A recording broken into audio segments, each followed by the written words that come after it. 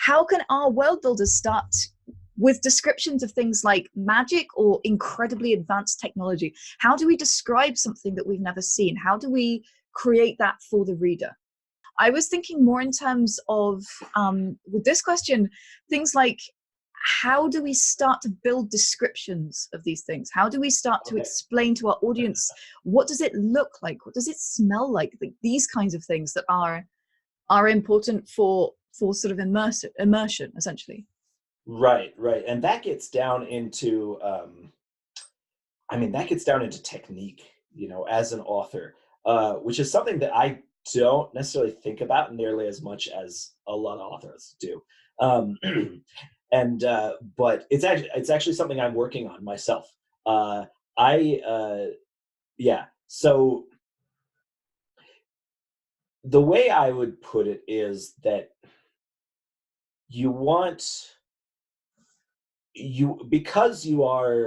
so back to what I was saying before, just slightly, is that you're building a world and you're trying to do a narrative in which the characters live in that world. They know what's going on to a certain extent.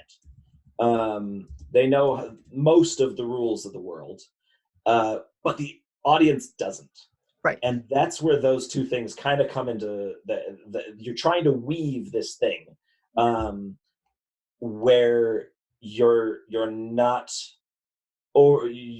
doing main body dialogue, for instance, but you are creating a picture for the reader, and that's just that's just straightforward description.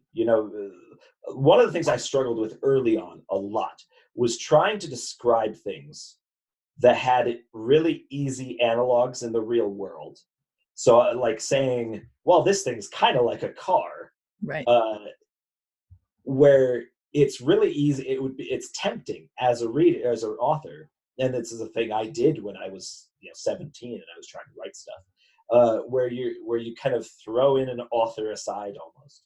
And you don't want to do that. It doesn't work. That's very, it just, so you have to try to get into a character's mind and give a description from their point of view that would be easy for somebody in our world to understand. Because you want to give a good enough description that the reader says, oh, it's like a car, but that you haven't told them that. Right. And that can be really tough, but it's about word choice. Word choice is something I think about quite a lot because of the time period I write in. There's a lot of technology that existed in the early 1800s that we don't think of as existing in a fantasy world. And so word choice comes into it for me because an example, I was thinking the other day, in fact, I asked a question on Twitter of what would they use, what would people in the early 1800s use for sound dampening? And I got a bunch of good responses, things like cork and velvet, thick cotton, and rubber and asbestos. And the thing is you look at rubber and asbestos, those words don't belong in a fantasy world. Yeah. And that's tough. You're like, this totally works for what I'm looking at, and it works for the time period and technology, but in the reader's head, those words are going to say, oh, they're going to break them out of things. Yeah, they're immersive breaking, essentially. Yeah, even though they're simple and they're applicable. And that is, so that's what not to do, basically, is to, you have to keep your eye out on these word choices and figure out a way to, like, I haven't actually decided what I'm going to use for that thing. I might use asbestos, but try to come up with a different name for it or describe it rather than actually using the word asbestos. And you can do workarounds. You can describe something that the reader might or might not make the link, but because you haven't used a keyword that makes them think real world, you've gotten around it. Cool. So creating is it's one of those. I feel like I'm skirting your question. It's a hard question. That's why I asked it, because I thought it would be interesting. It is a really hard question. It's something that I kind of do naturally. And I'm not saying this to be like, oh, I'm an awesome writer. I'm trying to say that because I've been doing this for a living for 7-8 years now, and so it's something that I do without thinking about. It's something that you kind of have to learn the techniques very early on to make those descriptions, to make things feel both recognizable but otherworldly. Yeah.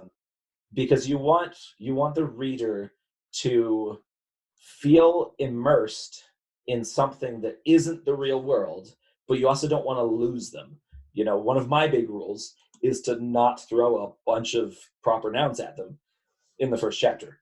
Right. If you throw 30 proper nouns that all have apostrophes in them, the readers, their eyes are going to glaze over, and there's nothing. They're shutting that book. Yeah. If there's too much, they don't know what it is, and it's not readable. And yeah. I have to pile on here. I'm dyslexic, so if I see too many words that start and finish with the same letter, those are the same words for me. Mm-hmm. Because I read word shape rather than word letters. I know it sounds silly, but a lot of readers, particularly readers who read quickly, will also have that. They're shutting that book. Right. And that's just, it's varying things up. That's like a whole different discussion, the techniques to doing different lengths of scenes and chapters, and using and not using the same word a bunch of times in the same paragraph. That's a whole different discussion. But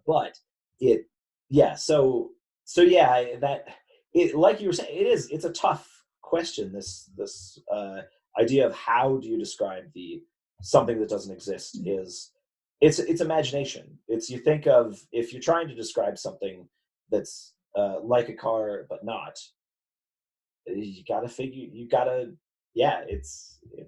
like, I don't even know how to verbalize it. It's such a weird, it's imagination, and if you don't have the imagination to be able to do that, then you're kind of up shit creek as an author.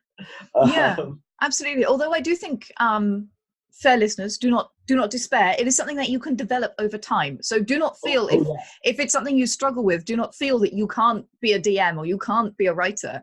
It's absolutely something that I think you can develop over time, but it's tough. And the thing is when we talk about something like being a DM, I feel like, depending on the type of DM you are and the type of world you're doing, being a DM, I feel like it's way more acceptable to stop and be like, yeah, it's kind of like a car, and just tell your players that. It's a car with wings. I don't know, something like that. You can stop as a DM and just say that to your players. And, like I said, depending on the type of DM you are and the type of players you have, some will object to that. But you can get away with doing stuff like that. When you are fully immersed in a narrative, like a book, secondary world, unless your main character is from our world, which is another great way of getting around things, then you're gonna need to come up with those descriptions. Absolutely.